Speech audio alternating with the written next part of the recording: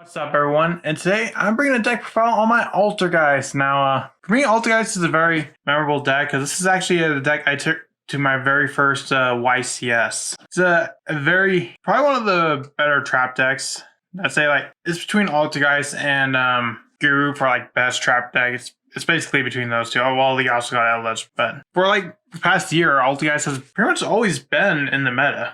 It's been more of Rogue, but this has a lot of cool interactions. And without further ado, let's get right into the video.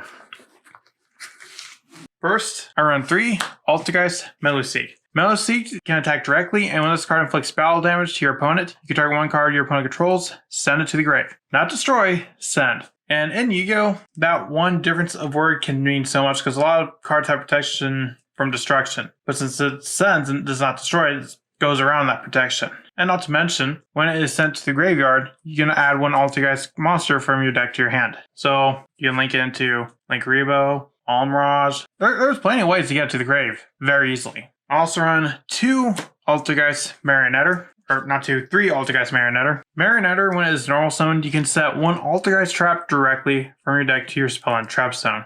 And you can also target one Altergeist card you control and one Altergeist monster in your graveyard. Send that card from the field to the grave. If you do, special summon the other monster from your grave. So let's say you got Meluseek on the field. You link it away into Rebo. You can activate the effect of Marionetter to send Marionetter to the grave to summon the Meluseek. Or Multifaker, depending on which route you want to go. Next, I run 3 Altergeist Multifaker. Multifaker is the core of this deck. So you can special summon it whenever you activate a trap. And when it is special summoned, you can special summon an Altergeist card from your deck, usually being Silquetus. Silquetus has a quick effect where you can return one other Altergeist card you control to the hand, then you can target one card your opponent controls, and return it to the hand. So it can bounce your opponent's cards back to their hand, which can be very useful in tandem with another card we run. And if it is sent to the graveyard, you can add one Altergeist trap in your graveyard to your hand. I also run the 1 Kun Query.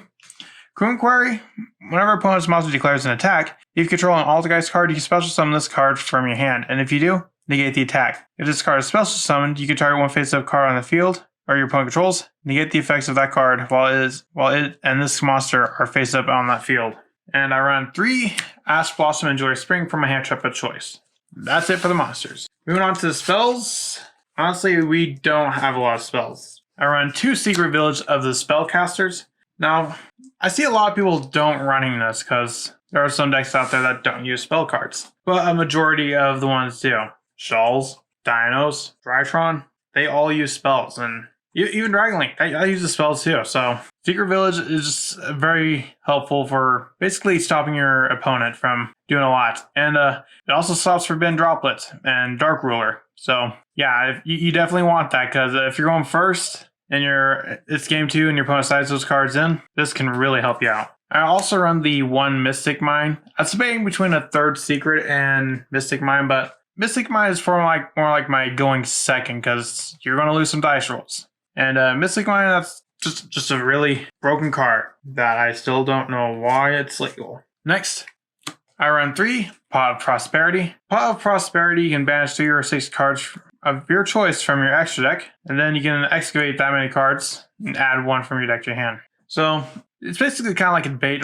Some people run Extravagance, some people run Prosperity. I think Prosperity is much better because there's been hands to where I open not too well, and Extravagance didn't really help. But Prosperity, you can activate and add a Personal Spoofing, Multifaker, basically a key card you're going to need. And that's it for spells. Yeah, I only run 6 spells. Now for the traps, because we got a lot of those. I run 3 Altergeist Protocol. Altergeist Protocol has a really cool effect to where the activation of your Altergeist cards cannot be negated. So let's say you want them to special summon a monster from Multifaker and this is active. They can't ash it. They want to negate it? Nope. It's going through unchallenged. Kind of like a Magical Meltdown, Super Poly, stuff like that. And as the additional effect, you send one other face-up Altergeist card you control to get the activation of a opponent's monster effect. If you do, destroy it. So it's a negate and protection all in one card. Pretty good. Next, I run 3 Personal Spoofing. The Altergeist card that is not an Altergeist card. Once per turn, you shuffle 1 Altergeist card from your hand or face up from your field into the main deck to add 1 Altergeist monster from your deck to your hand. So that's your searcher essentially. I also run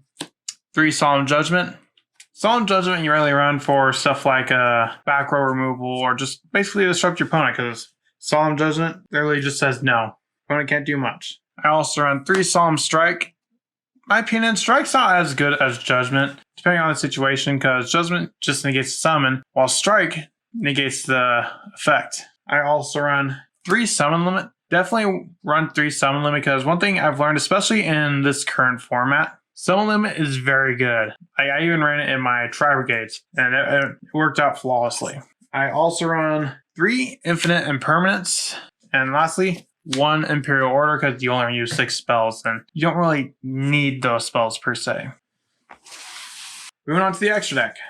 First off, I run 2 Hextia. Hextia gains attack equal to the original attack of each Altergeist monster it points to. When a spell, trap card, or effect is activated, quick effect, you attribute 1 Altergeist monster this card points to. You get the activation if you do destroy it, so it's a little bit of negation. I also run the 1 Kidulga. Kidulga, you can target 1 monster in your opponent's graveyard. Special summon it to your zone this card points to. Not the greatest. I'd rather go for Hextia in all honesty. And I also run the 1 Prime Banshee. During the main phase, quick effect, you trigger 1 Altergeist monster you control. Special summon 1 Altergeist monster from your deck. Choose zone that this card points to. And if this card is sent from the field to the graveyard, you target an Altergeist card in your graveyard, add to your hand. So this could summon an Altergeist card, but honestly, I don't really even use the Altergeist links all that much. I barely go into them. And since you run in cards like a Pot of Prosperity now, you don't have to max out on these copies for when you do go into them. So you can run a bunch of just extra good cards. Next, I run 3 Link Rebo. For the life of me, I could not find my 3rd Link Rebo. I don't know where it is. Regardless, definitely run 3 Link Rebo because this works in tandem with the Altergeist Meluseek. In addition, I run 2 Salamangreat Almirage, as well as an Axis Code, Apollosa, and Borrelsword to round out the links. Now, I do run 3 rank 4 monsters, maybe because sometimes you get like 2 Marionetter on the field. I run the 1 Time Thief Redoer, the 1 Gaga Cowboy, and the 1 Abyss Dweller. Well, that's all for my Altergeist deck profile. Let me know what you think of Altergeist. Do you think it has a potential to be tier 1 again? Let me know in the comments, and I'll see you in the next video I make. Bye.